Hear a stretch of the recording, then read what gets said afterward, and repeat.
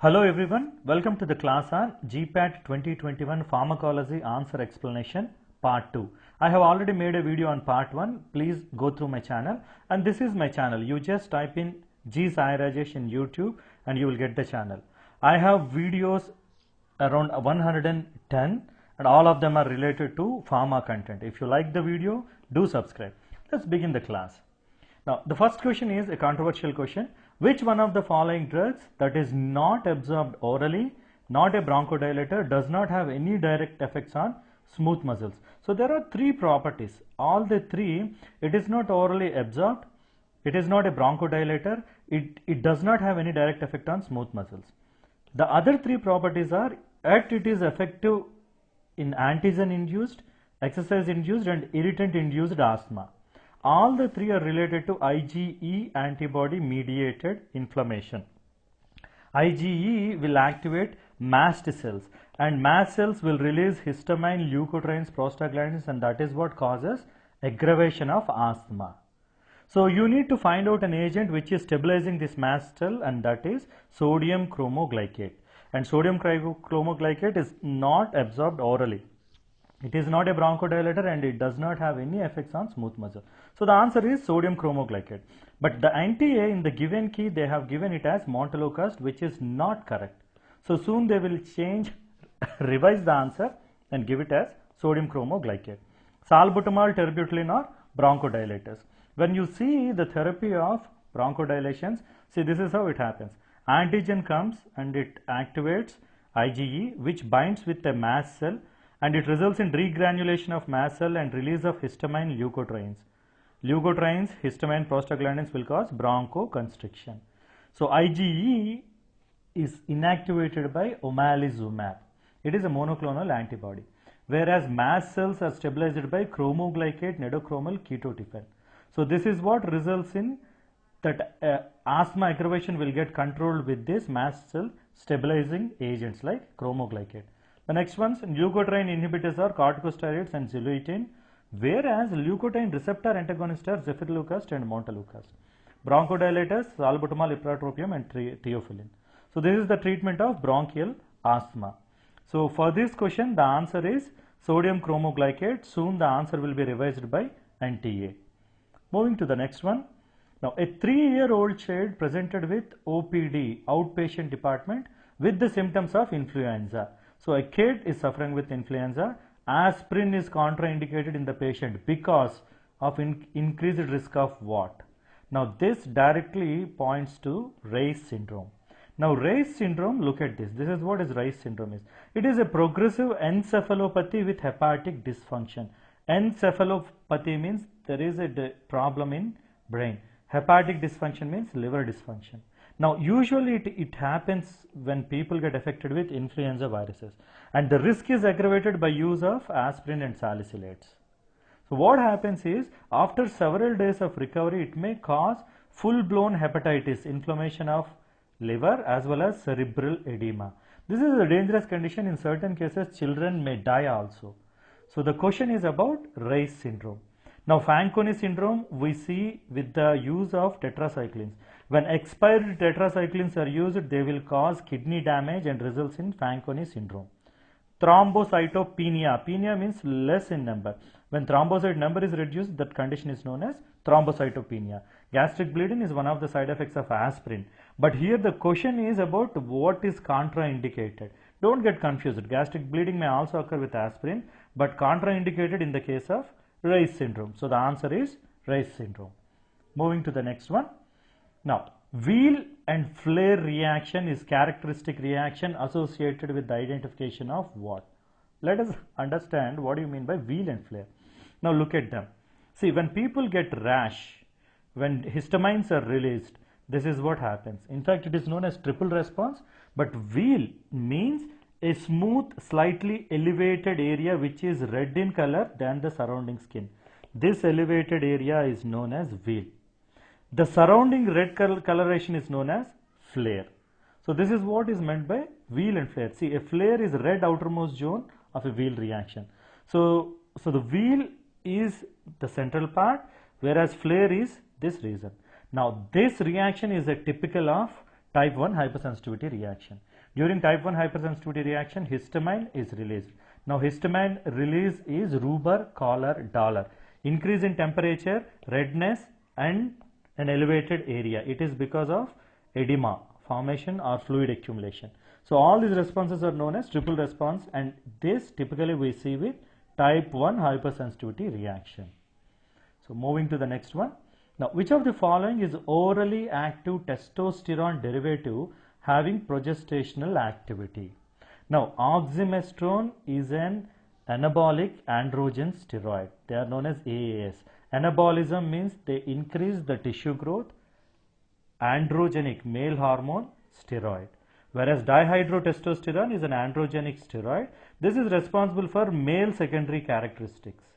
So roughness of tone, growth of beard in young boys, it is because of dihydrotestosterone. Now ethisterone is known as ethinyl testosterone. This is what is the derivative of testosterone, and it has got progestational activity. So the answer is this one. You can see the structures. So this one is testosterone, this one is ethisterone. You can see this part is known as ethinyl. So it is a derivative of testosterone which has got progestational activity. Now nomegestrol is a progestin. It is a derivative of progesterone.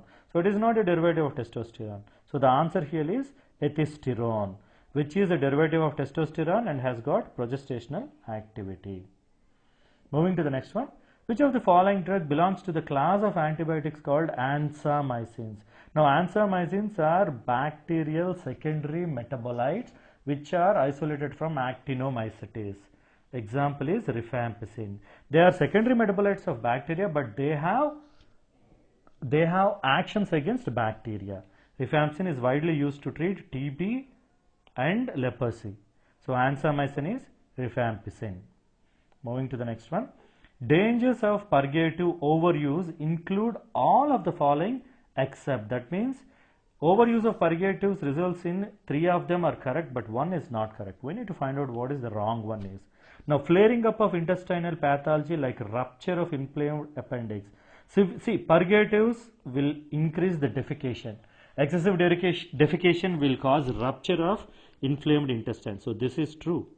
Fluid and electrolyte imbalance, hypokalemia, severe purgation or severe defecation will cause fluid imbalance and hypokalemia. This is also true. Steatorrhea, loss of fat through fecal matter, malabsorption syndrome. The fat before getting absorbed, it will be purged out because of defecation. This is also true. Then which one is not correct? Protein buildup in the body as a result of enteropathy. This is wrong. Proteins will not build up when people excessively use purgatives. When people use purgatives, what happens? It will rupture inflamed area. It will cause fluid imbalance. Steatorrhea will be there. So what is the right answer? This one. So protein buildup will not be there. Moving to the next question.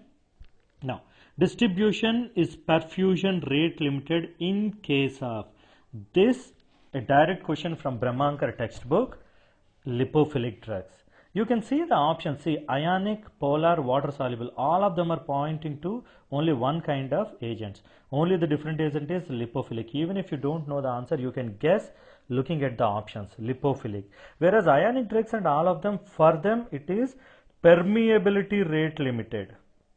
Distribution is permeability rate limited for hydrophilic or water soluble drugs, whereas in case of perfusion rate limited, it is lipophilic drugs. So the option is 2, the right answer. Moving to the next one. Now see, the immunity acquired by inoculation of living organism of attenuated virulences.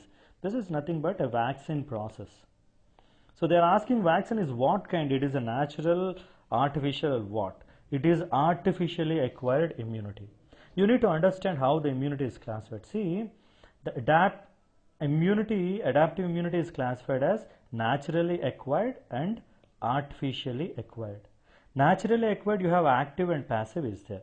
So naturally when you acquire immunity from mothers, it is passive. When naturally you get immunity through exposed to a disease or infection, it is called active one. So natural antigens will cause active immunization, whereas from mother we get passive immunization. Whereas acquired one is not like that. Acquired can be of two kinds. One, either by giving vaccines or directly giving Antibodies. When you directly give antibodies, it becomes passive. When you get from vaccines, it becomes artificially acquired active immunity. So the question is this one, artificially acquired immunity. They are talking about instead of giving directly vaccine, the question is given as inoculation of living organism of attenuated virulence. So this is vaccine related one, and the answer is artificially acquired immunity. Now this is also a vaccine related question. See, you have two columns are given. At one side you have vaccines are given. The other side, the type of vaccine is given. OPV, excuse me, OPV means oral polio vaccine, typhoid, tetanus, and BCG, Bacillus calmette-guerin, which is used to treat TB, to ward off TB. Now, out of them, look at them. The very popular one is TT injection. When people get hurt, when they are injured, when the skin is ruptured, TT injection is required to take. TT means tetanus toxoid. So what is the type? Tetanus is a toxoid type. Toxoid means a chemical or antigen which is neutralized one. It will evoke an immune response, but it will not cause any infection. So that is what is this one. Now you need to see C is with 5. So this one is not correct. This one is not correct. Whereas these two, there is a chance of getting it correct. So even if you know one, you can eliminate the answers and you can think of these two only.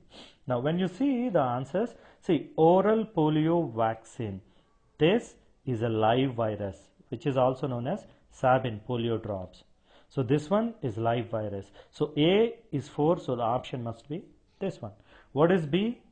Typhoid is a killed bacteria, whereas tetanus we have seen already, it is a toxoid, whereas D, BCG is live bacteria. So this is how you need to answer. Even if you know one answer, you can eliminate two of the options, and then from there you need to figure out what is the correct answer is. Here the correct answer is this one. Moving to the next one. Now, which of the following is not an endogenous opioid peptide? See, opioids has got 3 types of endogenous peptides. One, endorphins, enkephalins, and then dynorphins. All these 3 are endogenous opioid peptides. So enkephalin true, dynorphin true. The only odd man out is lipotropin. No, this is not correct. So which of the following is not an endogenous opioid peptide means it is beta lipotropin. Moving to the next one. The majority of drugs that least bind to antivascular tissue. So the question is a little bit converted one. The question asks to which organ drugs will bind leastly. Liver, majority of drugs will get metabolized in liver. Lungs, some of the drugs to treat lung diseases you take inhalational drugs, all of them goes and binds to lungs. Kidney, most of the drugs will eliminated from kidney, so binding is there. So which one is the least binded organ? Muscle. So the answer here is muscle. Moving to the next one. Now conversion of T4 to T3 inhibition is associated with. So this is about anti-thyroid drugs. Thyroid, we have 2 different hormones are there, T4 and T3. Triiodothyronine, tetraiodothyronine or thyroxine. Now out of this, see all of them are anti-thyroid drugs. Propyl thiouracil has got this property. It will inhibit the conversion of T4 to T3, whereas radioactive iodine will cause damage to this thyroid organ. Lugol's iodine is a combination of iodine and potassium iodide which is used to control hypersecretion of iodine. Carbimazole is a prodrug of methimazole. Now methimazole will reduce the synthesis of T4 and T3, but remember this will not inhibit the conversion of T3 to T4. That can be done only by propyl thiouracil. So when you see all the drugs, you have these classes: inhibitors of hormone synthesis, carbimazole, methimazole, propyl thiouracil. Carbimazole is a prodrug which is converted to methimazole, but propyl thiouracil is the one which is inhibit the conversion of T4 to T3. So this is the answer. Radioactive iodine will cause destruction to the thyroid gland. Inhibitors of hormone release, iodine, iodides, organic and inorganic iodides, whereas ionic inhibitors are thiocyanate, perchlorate and nitrate. So in this thing the answer is propyl thiouracil. So these are all the questions which you have seen with pharmacology. Thank you for watching this video.